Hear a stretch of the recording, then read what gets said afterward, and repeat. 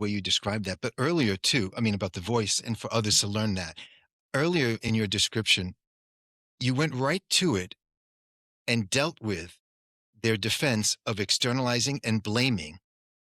And you basically said, you're the one who was responsible for that because you trained them that way. That's what stopped them in their tracks because they're sitting there complaining Yeah. as a defense. They're Yeah. doing it all wrong. And instead of just saying, I'm curious, how did you teach? He went right to it, which is great.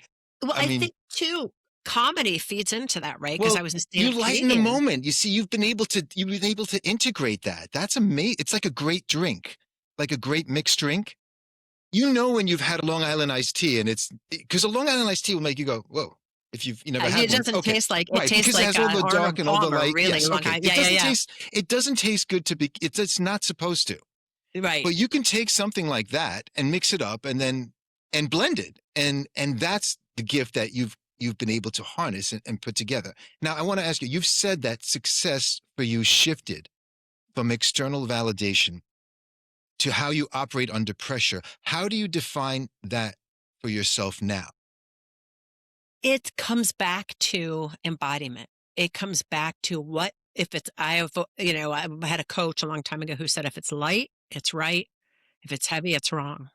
And so this is what led me to develop the current program that I lead, the leadership development pipeline that I do with my private clients and go into organizations and up level their high performers.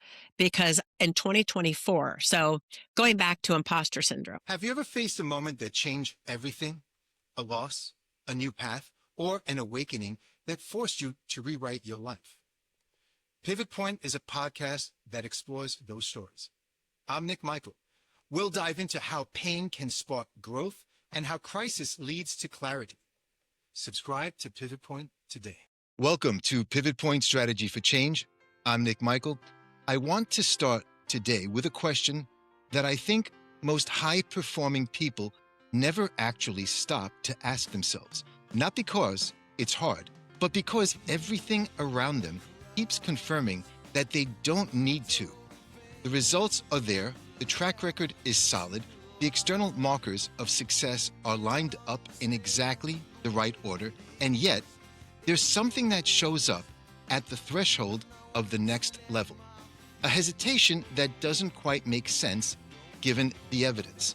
A voice that arrives precisely when the stakes get higher and the visibility increases.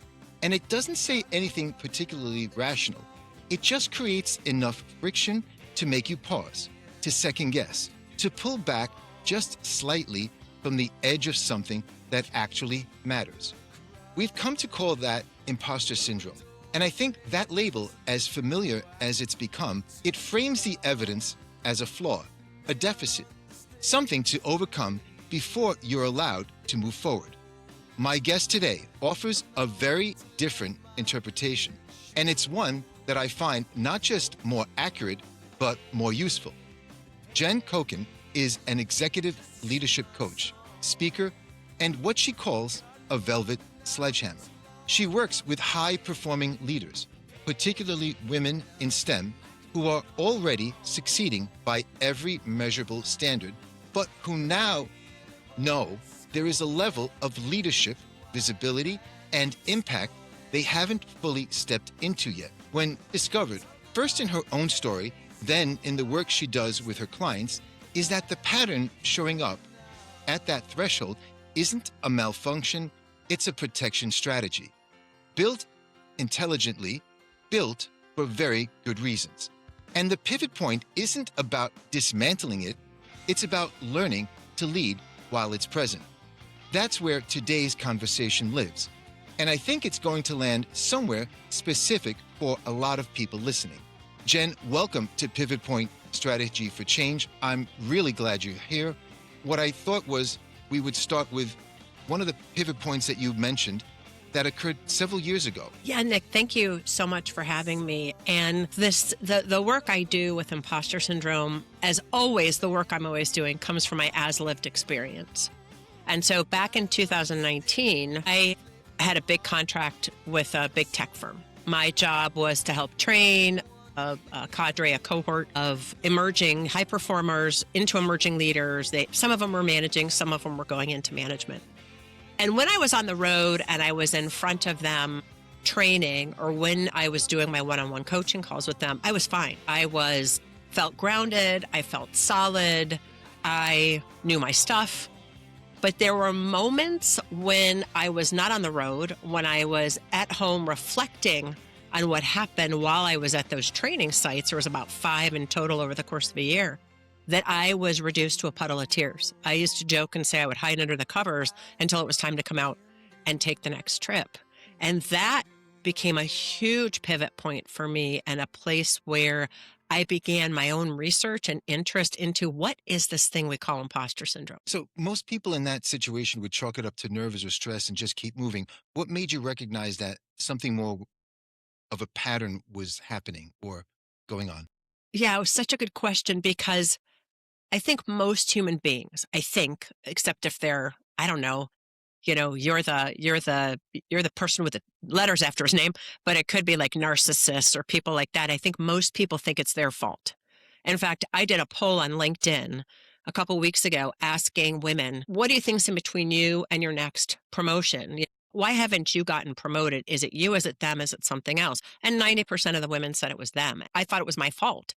And I kept running and rerunning the scenarios and the training and what I was told. And I've kept rerunning that loop in my head, trying to figure out what I could adjust to get back to that center of gravity for myself. And I think it was the 4th or 5th week-long class that we were teaching, I was designing a module on the 5 dysfunctions of a team, Patrick Lencioni's work. And as I was designing it, it was this aha light bulb moment. Oh my God, this team is dysfunctional. The team, not the people we were training, but there was something off in the group that I was working with. It was like we were all jockeying for position and trying to get the limelight, even though none of us, if you met us or knew us very well, we're the kind of people that would have thought of ourselves, or others would have thought of us as people who wanted the limelight. But somehow we were all disjointed and all trying to find the limelight. And in that moment, I began to have conversations with the other team members, and as a team began to dismantle what was happening. But more than that, I began to recognize this was a team of my peers. And I began to reflect and think about other times when I had had similar feelings of feeling out of it, not welcomed, not myself. And it was all around this experience of belonging.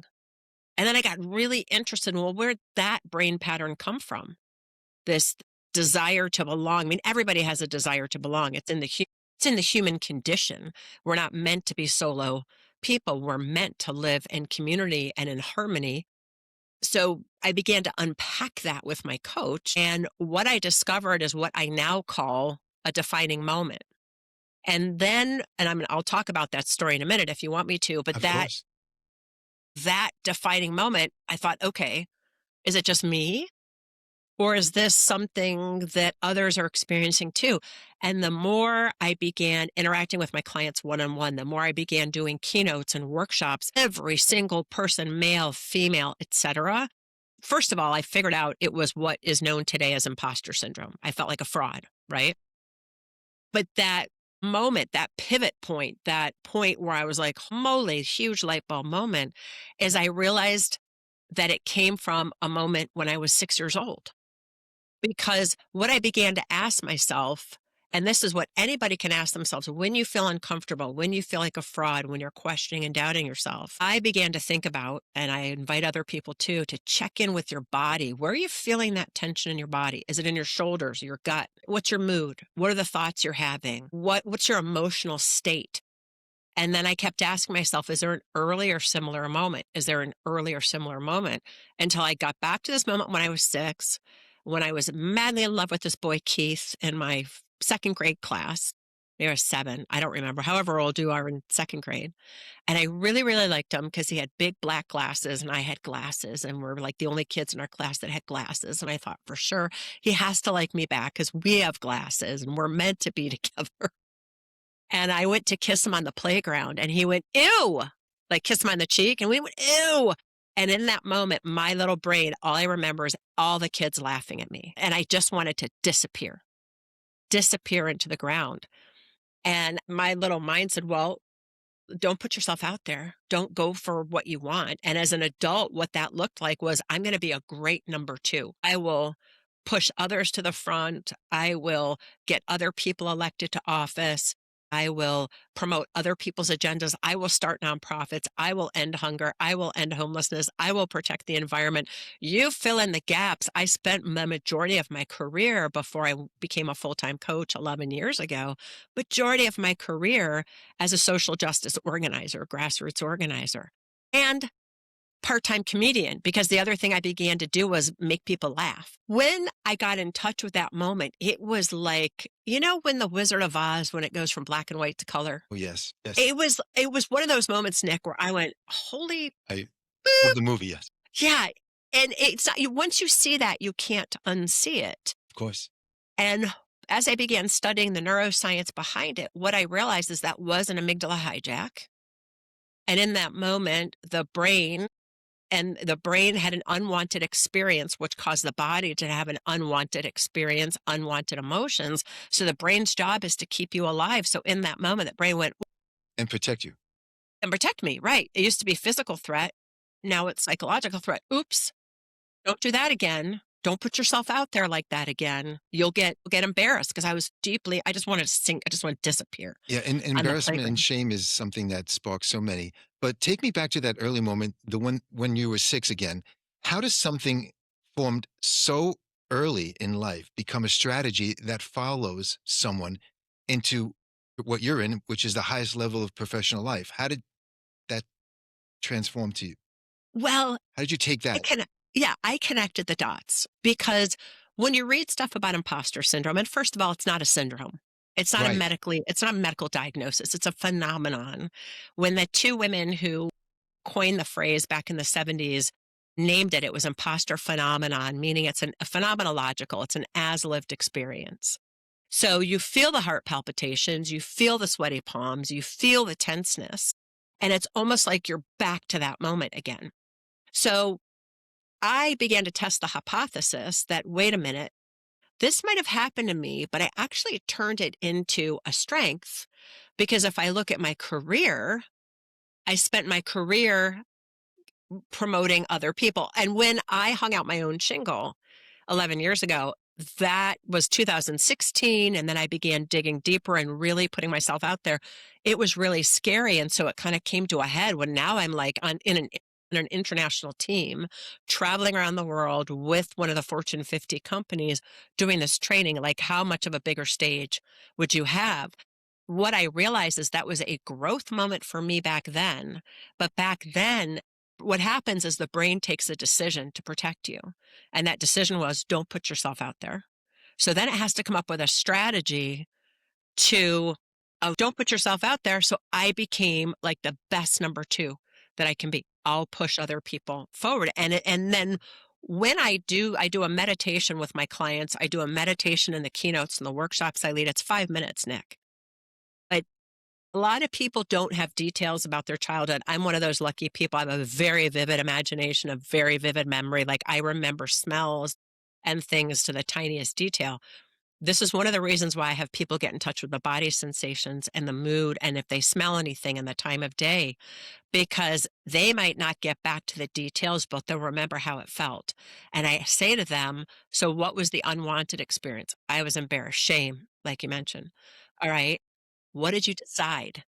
This is not traumatic or dramatic, but your little 6-year-old brain, your 9-year-old brain took some decision that now, if you look at it, has helped propel you into success. So I began to test this with my clients and to a T, every one of them, every person, even. And then I wondered, okay, this works one on one. How do I give a keynote? How do I do this in front of 1,000 people? And I tested it in 2022. And sure enough, I had a line of people come up to me, men, women, older, younger, didn't matter the age, going, I don't know how you do that, but I got back to this memory and I can see because the logic becomes inescapable. I can Absolutely. now see.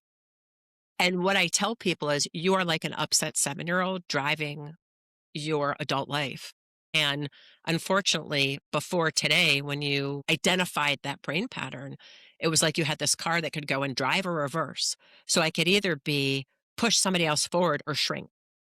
In my mind, those are my two options. Except if I went left, there was the ocean. And if I went right, there was the mountains. There was Mm. whole other worlds of possibilities that weren't obvious to me. So there you go. And then the more I tested it, the more it became real. And that's when I came out with my book a couple of years ago to let people know there's not a way to manage your mind. People that tell you all the tips, tools, and tricks on the internet for imposter syndrome are a load of horse hockey Yes.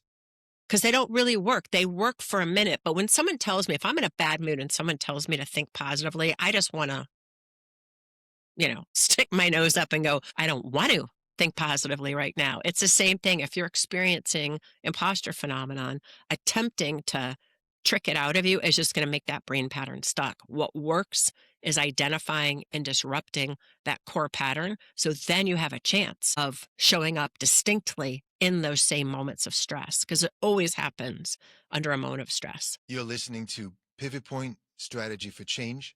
If today's conversation resonated with you, take a moment to subscribe to the podcast and leave a review. It truly helps others find the show and supports the work we're doing here. You can find Pivot Point Strategy for Change on Spotify, Apple Podcasts, or wherever you get your podcasts. And if you'd like a deeper dive into the work we explore on the show, I invite you to visit my Substack page where I share in-depth articles and reflections. I am just so impressed with what you're saying because what you're doing is actually a therapeutic method and approach, and that you not just because Really? you've stumbled onto it instinctively. And what's fascinating is you made a distinction that I think is really important. You don't call it imposter syndrome. You call it, I know you call it a protection pattern, or, so you've learned from an experience and then you've taken it and you reframed it. And you've understood that there are emotions that are stuck in the body that bring us back and almost make us feel stuck. And then we reprocess that to be able to satisfy and get out, have like an off ramp for that feeling of embarrassment or shame. And so now I can be there for other people. And then you're making that sacrifice that many of us do when when we care for others more significantly than we do for ourselves. But you've taken that and you've turned it now into a strength to help others understand that it's not about just reframing or changing your perception. It's now taking it to the next level, embracing it, understanding it, finding almost its core origin. And what you're doing is early kind of childhood kind of work where you're going back to that emotion, which many probably don't want to remember because they've pushed that out of their mind. And it's because probably your excellent memory about having an attachment to not forgetting those core moments in your life that had a significant impact, both emotionally, Yeah. Uh, cognitively too. So What that's impressive. What's interesting about that is twofold. One is when I have a vivid memory of something, this is what I've learned because, I've been doing personal growth and development. I'm 61 since I was 15 years old. So I had a long history of looking at things and going, just examining them, not finding fault, which I think a lot of people do. I shouldn't be this way. I shouldn't do this. I don't want to be like them. I don't want to be like that. And my response is always, well, who are you? Because if you're spending your whole life being not that, not that, not that, you've never taken the time to reveal what's underneath. So all those memories that used to stick with me were like vivid color. And when I discern the brain pattern that got me wrapped around the axle that has kept, because, when I used to think about that moment, I would get tense and nervous and pressure in my throat and And things like freeze up, that. probably, and numb. What's that? Freeze up or become numb. Well, yeah, freeze Yeah. up, exactly. But it goes from like technicolor to just fading into the background, almost like a tapestry. It was incredible to me. That's how I always equated, in those moments. And there was a second point I was going to make, but I don't remember what it was. I'm Oh, it'll sure. come Yeah, back to you. well, Sorry if I interrupted you. I was no, no, going to no. ask you. You're totally fine. I have a tendency to talk a little No, bit I, too I long and I want at to times. listen, and I love when you speak. I've seen Oh, the oh, work that I you know do. what it Go was. ahead. The other Yeah. thing I always say when I do these meditations, I let people know I'm not a therapist. I'm Hmm. not a social worker. I'm not a psychiatrist. I am not a trauma informed person. So I always tell people telescope out 50 to the 50,000 foot view. If at any time you find yourself activated Open your eyes, step out of the memory. Don't take it any further. I cannot be accountable if you get triggered because I don't have the tools to help you. Well said, If though. you, what's that? Well said. Very well said. Yeah. Yeah, because what I don't want to have is, and I remember one woman coming up to me after my moment in 2024 where I froze on stage. And she said to me, she goes, I'm very particular about people and actually listening to them. And she said, and I have trauma in my life. And the fact that you had me keep leveling out to the 50,000 foot view and witness it really worked for me. And I just want to thank you for that. And I was like, okay. I came to learn that after a while, trial and error. I screwed up at times when I was leading workshops with people. Thankfully, some of them were with close friends or organizations that would give me the feedback and I would adjust. So I want to take it then to the work you're doing. How do you help someone see their own pattern as a strategy rather than a character flaw, especially when they've spent years treating it as the latter? Well, I think the biggest thing for me, always have said, people say you are what you eat. Mm. And today I'd be a bagel, by the way, if Oh, I nice. am what I eat. I had a bagel yesterday. I've been craving bagels. Maybe it's because Passover's done or something. I don't know, but not like kept kosher during Passover. But anyway, people say you are what you eat. I say you are what you speak. And I listen carefully when my clients are speaking to me or I'm speaking to anybody. I'm like, huh, did you notice you said this? Did you notice you said that? Again, you're being therapeutic again. That's so funny. I mean Huh. that you are. I mean that's you're an excellent listener. Are you a musician? I'm a musician, I'm a singer, but, back I led courses for a worldwide personal growth and development company for 15 years in the ontology, the design of human being. And we spent a lot of time being trained in neuroscience and some neuro-linguistic programming. So from that perspective, that's where that all comes from. But I don't do what you do, and I started out as a psychology major and then went into politics, which was probably apropos. Well, you have a firm grip and probably an innate quality to connect with, understanding human behavior, the psychology of being and doing and living and thinking and feeling. And again, I think to compliment the work that you're doing, you've transferred that instinctively into Yeah. the work that you're doing, Yeah. and people pick up on that. But you're authentic and you're very forthcoming and you tell it like it is. And I think your ear for music, whether or not you played an instrument or not, is irrelevant, but you have a connection there and you have a great ear to pick up on things and see them.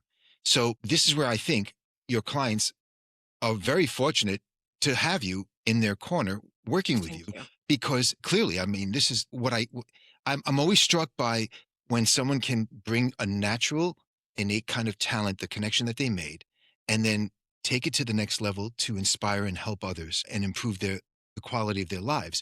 And although you're doing it within a business framework, right, and as a coaching framework, that's still having a major impact on an organization, the people that work with them.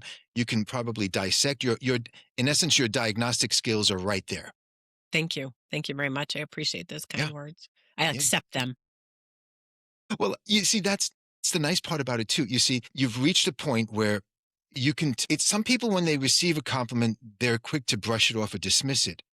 And I'm sure you work with high-powered people that do that because they don't want to feel like they're in a dependent role right now. Like when you compliment your boss is going to say, "Thank you very much. You're a junior worker," and so when you could demonstrate to them, just take the compliment and accept it and say thank you, but that's a level of progression that goes on with experience and to get to that point of maturity to be able to do that. I find that younger people may not be as they might get more defensive. They might think what is he feeding me a line for? What's he going to get out of this? But when you Well, see something that's authentic, and that's what you are. well, thank you. What I find with the women I work with is they usually deflect. It Yes, was my that's team. It was yes. doesn't mean it was my team, right? And because they don't want to sound arrogant. And I say to them, look, here's the thing I want you to consider. And I try to model what I do. I'm not always great. And I also, I was a horrible boss a long time ago. And so from that, I have learned not to be a horrible boss and what really works to be a great manager, to empower people, to inspire people, to breathe life into your team. But I say to them, look, if I came to your house, If you invited me over for dinner, first of all, I'm not going to show up empty handed. I don't even care if you told me don't bring anything. I'm going to have flowers, bottle of wine, something, even if you're having it's a something where people are just popping in. I'm bringing a bottle of wine for you and your partner to drink later or whatever you to enjoy. I'm going to bring something. It would be as if me showing up with gifts in hand and you open the door, you go, "Hey, Jen, great to have you. Could you leave that crap outside the door?" I tell people, it's like you are saying no to a gift someone's offering you. And the thing to consider is that when people acknowledge you or give you a compliment about something, it's because they're seeing themselves in you, or they see some aspect of themselves in what you are embodying, because we can't see in others what we don't ourselves possess. Again, embrace it, accept it, acknowledge it, Yep. appreciate it, Yep. and there's no hidden, that was great what you just said, or whatever compliment you're receiving or giving, you're teaching them firsthand. And again, I like how you said you've improved over the years in how to be a better manager or a boss. And that takes a growth mindset if you're familiar with that approach. Okay, so Yeah. yeah, But I tell you and all your listeners, my favorite phrase when I was a manager: if you can't hack it, get your jacket. I'll find someone who can. I've heard that. You said it. I like that. Oh yeah, that was me to a T. I'm like, you know what? Because in politics, it was like, man up. Even if you're a woman, man up, do the thing. Too bad. Election day is 88 days away. We're all don't have any sleep. We all don't feel good. We all, whew, yeah, not a cultural friendly to not having people burn out. To having people be healthy and well. Not a very good culture for that. Well, so let me bring it back then. I appreciate that. That's well said. If someone is waiting to feel ready before stepping into the next level of leadership or visibility, what's the most honest thing you can say to them? Well, I would say two things. One is, you're never going to be ready. You're never going to feel ready. I don't know. I've never felt ready for anything I've stepped into. If I waited, I'd still be waiting. Well I feel said. like, I like that. so you're never going to feel ready because the brain's trying to protect you. Look, the brain on average has something like 50, 60,000 thoughts a day, depending on who you talk to, as many as 120,000. 80 to 85% are negative, 90 to 95% are repetitive. So the brain's never dealing with reality either. So it's consistently scanning the horizon for threat. And it's comparing it to all the times that the human that it's a brain of felt threatened in the past. So you are never going to feel ready.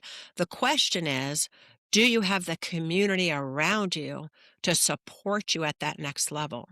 If you don't have that in place, if you don't have a circle of friends or mentors or powerful partnerships with other people who you can go to lift you up, to give you honest feedback, the velvet sledgehammer approach, which is direct but kind. The kinds of things I've said to people, like I was working with a client for 2 years and she had inherited somebody who should have been let go, the previous two bosses, and she was kind of stuck holding the mess. And I finally said to her and said, when are you going to, in a sense, man up? I was much more direct than that. I said, because we can keep talking about it, but nothing is going to change. And then from there, she just stopped. What I said stopped her in her tracks. And she went, you know, you're right. Okay. What should I do next? I'm like, you should talk to HR. What is the process? Figure out the legal process.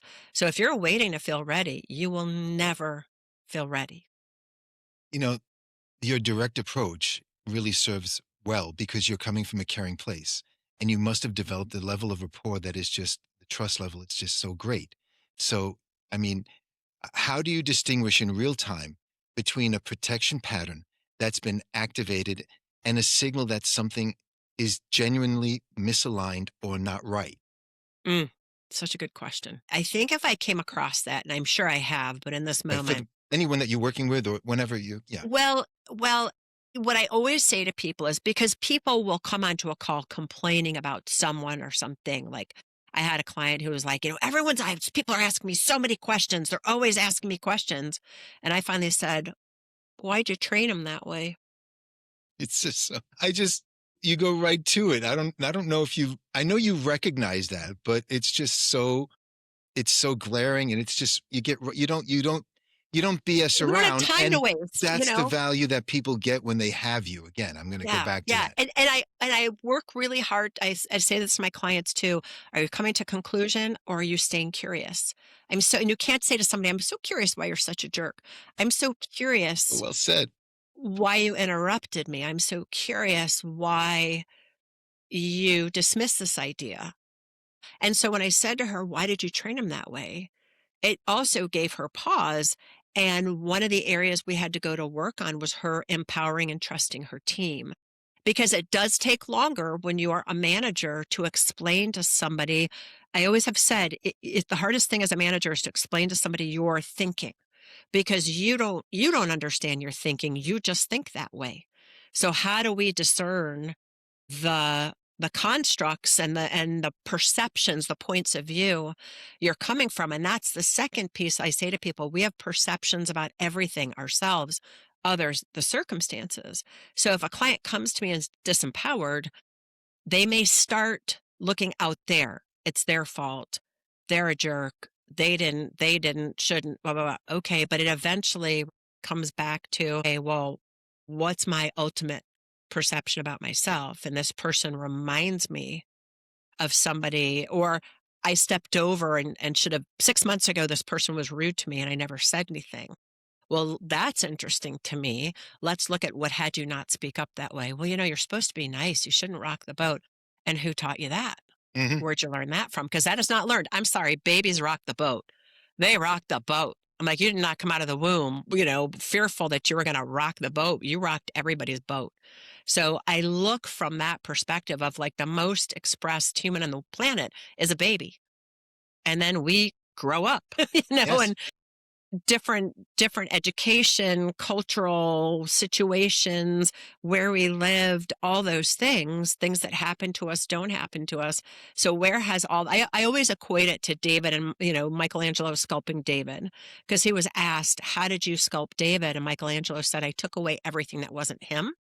And that's my viewpoint about the coaching I do. I'm going to take away everything that isn't you. And because of my keen ability to listen and because of my keen ability to read the room and read the energy, I can hear when somebody is off. I can hear when they are not grounded because their voice is not coming from their gut or their heart. It's high up in here in their throat or it's in their head, and they're not embodying who they truly are. And I'm just very interested in human beings, and I'm very interested in people truly feeling at home with themselves at the end of the day. I just love the way you described that. But earlier too, I mean, about the voice and for others to learn that.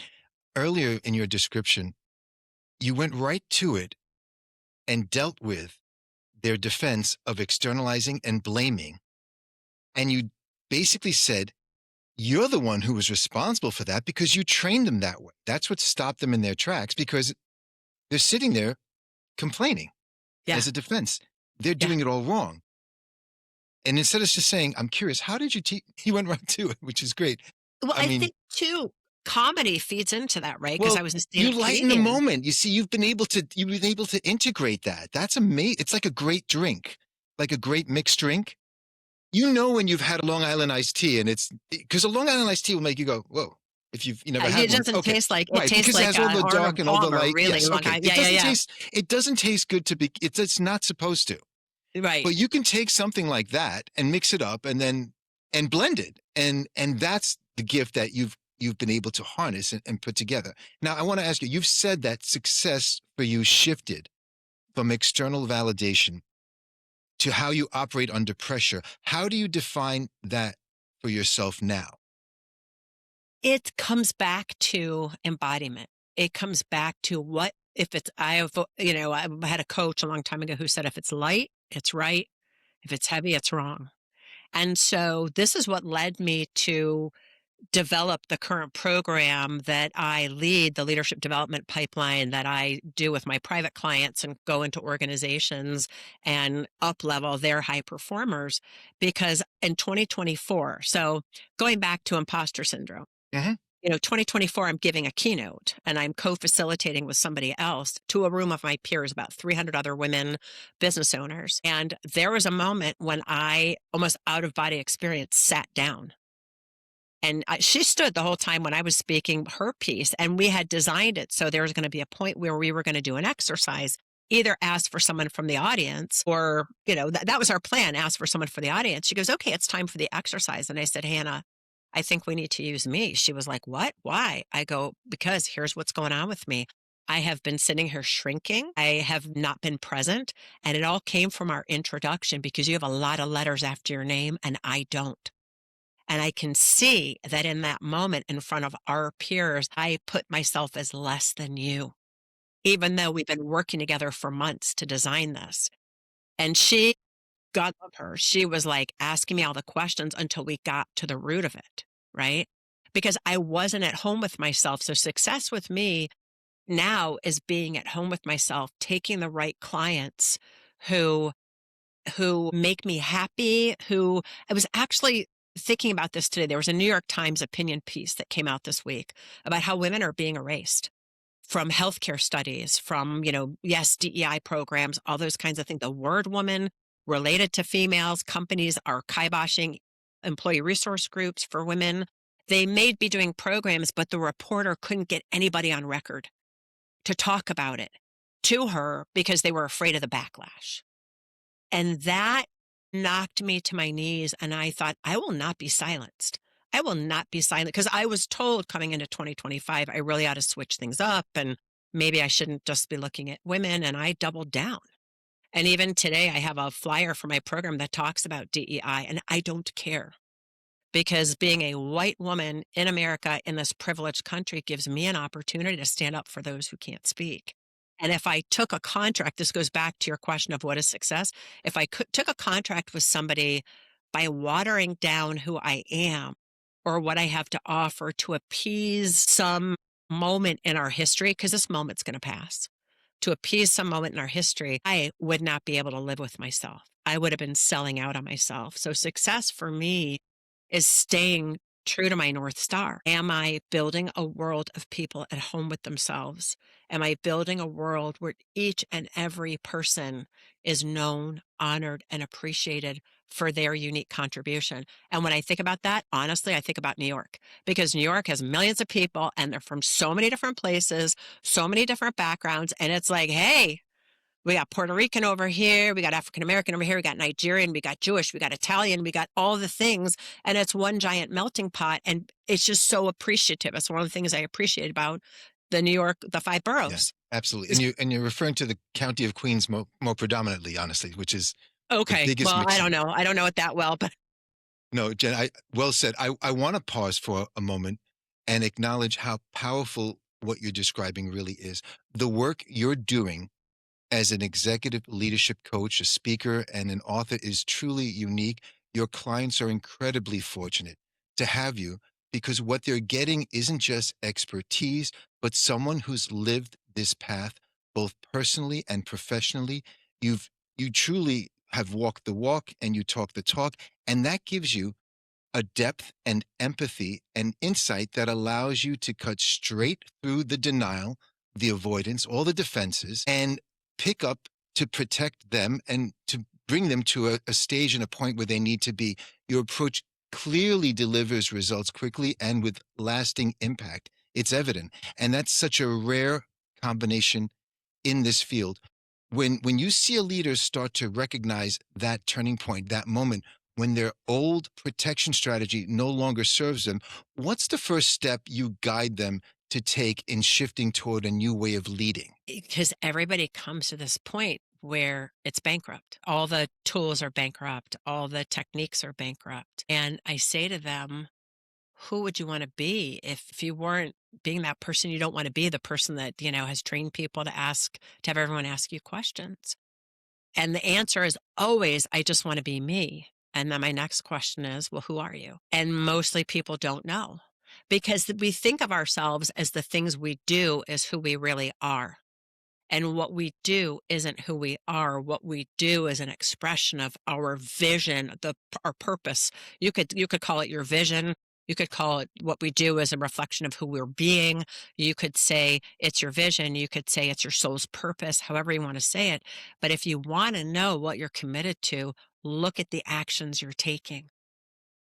I want you to repeat that again as far as who you really are. I love the way you who are you? It's basically what you're saying to them is, well, who are you? And then they're connected to their image, I imagine. How did you, you know, Well, connected to the image, who's underneath that image? yes, exactly.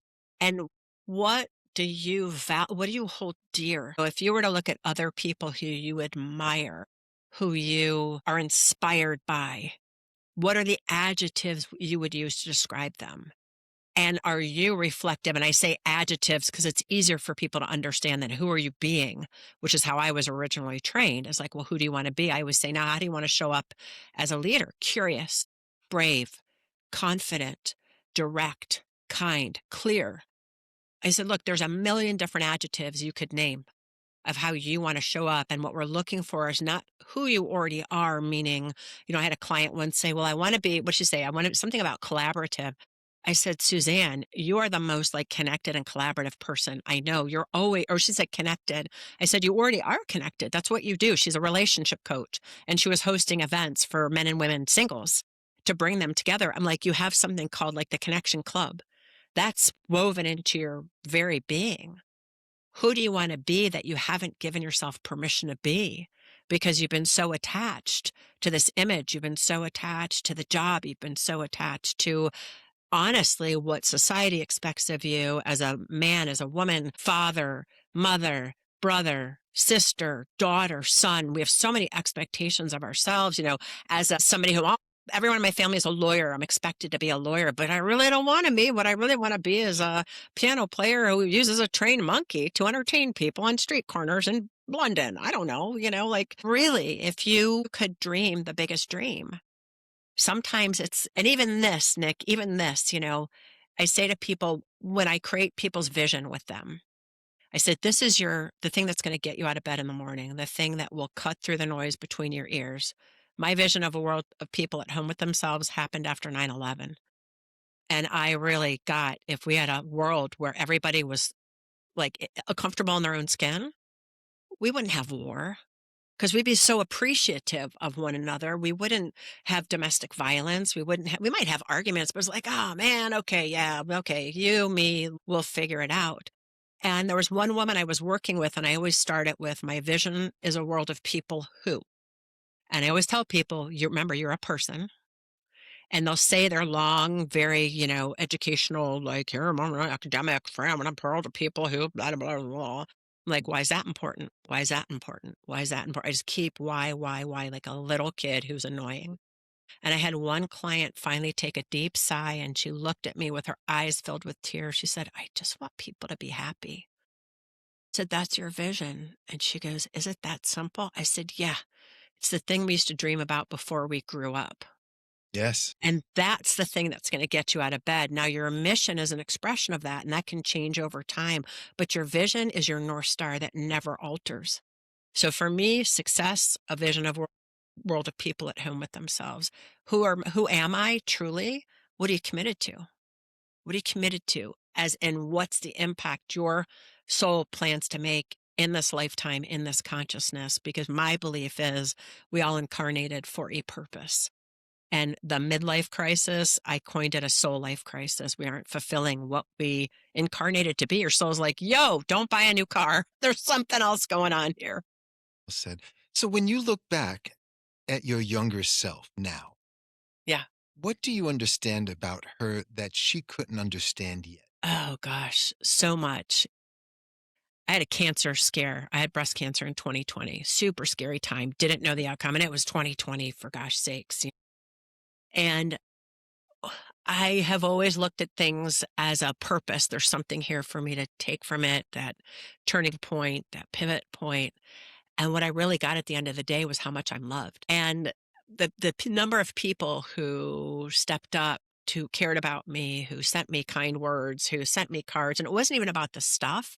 It was just about the love I got to experience. And I wish I could tell that little girl how much you're loved and how much it's okay to be weird, because I've always been a little bit outside of the box, a little bit different than everyone else. I've always talked to plants and animals and been the spirited little girl, who's just sees, I remember in French class in college, I think there was a guy with cerebral palsy who would come in with a wheelchair, and I was the only one who could understand him and help him because I made it my business to, because it was like intuitive for me to be connected to humanity.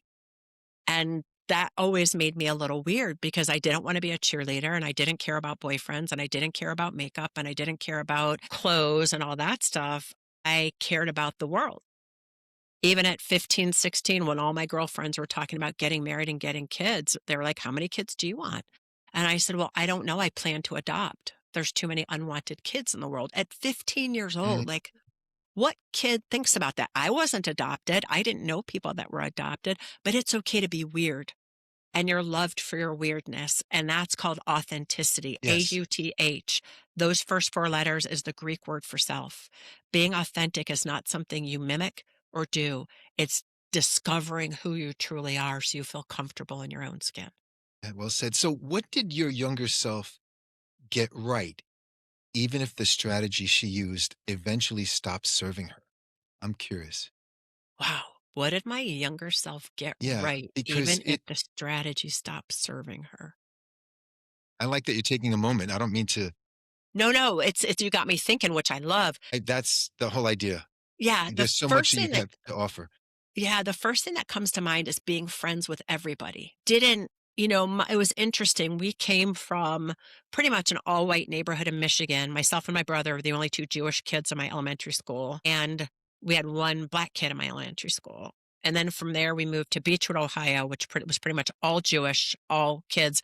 But then we saw Jews with blonde hair and blue eyes, which was like, what? People like that exist. I remember my mother calling me and saying, "You'll never believe there's Jews here with blonde hair and blue eyes." Mind blown. Even though my cousin has blonde hair and blue eyes, I don't know what I was thinking.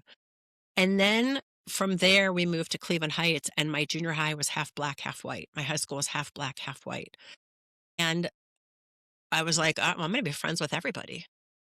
I don't know why there's an issue here with thinking one is less than or you're less than or being friends with everybody. It didn't always serve me well because I had few friends because I was friends with everybody. I didn't really, I mean, I had this group of girlfriends who in retrospect were really not a good impact on me, did not have a good influence on me. If I had to do that all over, I would have picked a different group of friends, but I was friends with everybody. So, I appreciate hearing that. That's amazing, the what you've done. So, what do you think your younger self would have wanted to know how you became now? Well, so my younger self wanted to be an actor. I wanted to be a triple threat on Broadway. And my mom goes, "That's really hard." And so I went into politics. Go figure that one.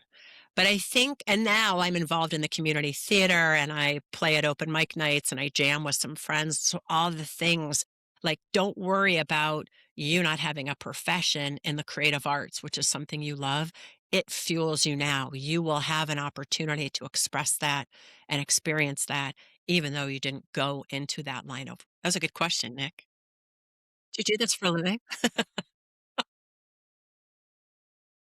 I I went with what you go with, which is you're bringing people back to a moment in their lives that has an impact on them. And there's a purpose that that behavior served for people, for you, for all of us as a youngster to cope and to get us through all the grades until high school and then college and then after college and then working. And then we get our experience. And you're certainly a person who loves to have an experience and is not too worried about the hardest thing I struggle with when working with young people is to let them understand, to really embody what a growth mindset is. You're going to make some mistakes, you're going to mess up, but you've got to learn from that, and you cannot become devastated, which is where it always brings you back to these young kids, these Gen Z kids, and whoever comes afterwards.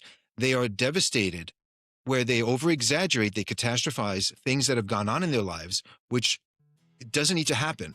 What you've been able to do is you've taken an event, something that's happened while you were growing up as a young adult, as an employee working, and you've been able to adapt and be as resilient as you are and reframe and cognitively reframe and emotionally reframe and then provide a structure for all that and then really like guide people through this And this is where, again, I'm going to go back to just watching the work and hearing what you've been able to accomplish.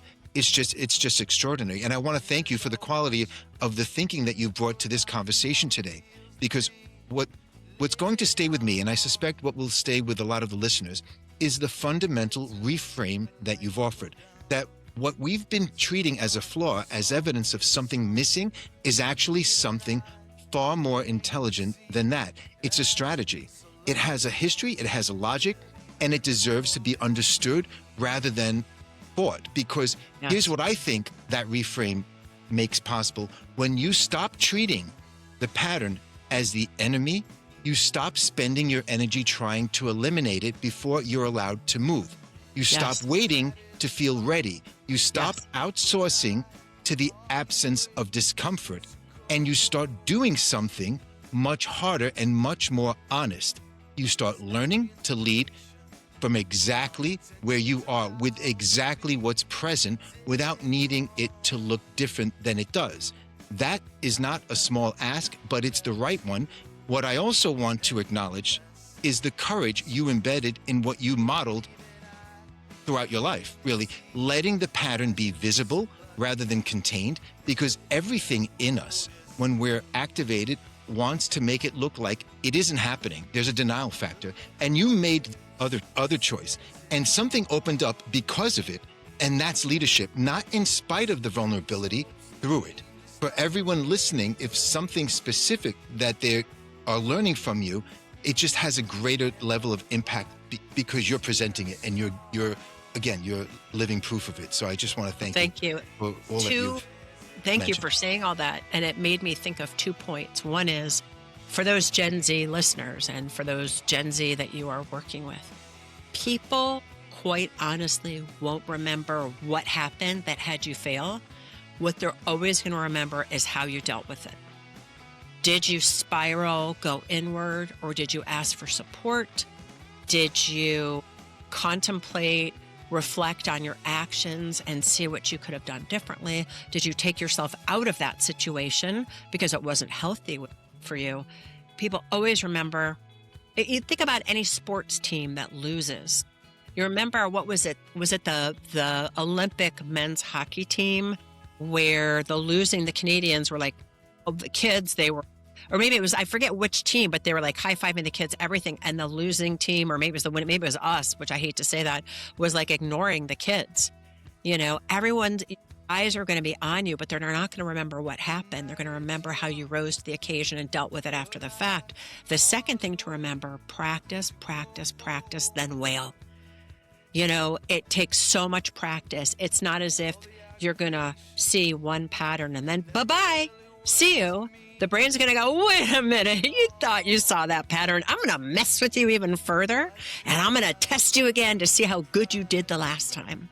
So if we can keep in perspective that the moment we discern something, the moment we identify something, the moment we unpack something, and ask ourselves, okay, next time, how would I deal with this? How would I want to show up? The universe is going to go, well, let's practice that one. Always, always, always remember we're human. And we're practicing. We're not machines. We're not AI. We're not robots. You know, we don't make one mistake and then learn and never do it again. There's going to be other situations, people, circumstances that will try your very last nerve. And it's going to be, how do you show up in that moment? You're going to show up strong or not? I really appreciate everything you just mentioned. It's how you recover and how you come back, and what you've learned. Again, I want to thank you for being here, Jen. What's the best way for people to find you? I know I'll put it on the screen later on. Yeah. So I would say 3 ways. One, it's easy. It's jencoken.com, JENCOKEN.com to find out more about me. You can send me an email, jen@jencoken.com. And then if you want to see what your particular flavor of imposter phenomenon is to help you discern what that brain pattern was, just go to jencokenquiz.com. And it's like a 2-second imposter syndrome decoder where you can go, oh, this is where, I'm more of a perfectionist. Where did that come from? And start tracing that back. Thank you once again. And for everyone out there listening, I just want to leave you with the one question that I like to leave every time I end an episode. Think about it. What is your pivot point, and how can your pivot point make a difference and change for your life? Jen, thank you very much. I appreciate you joining us here on Pivot Point Strategy for Change. Nick, it's been a pleasure. Thanks for having me.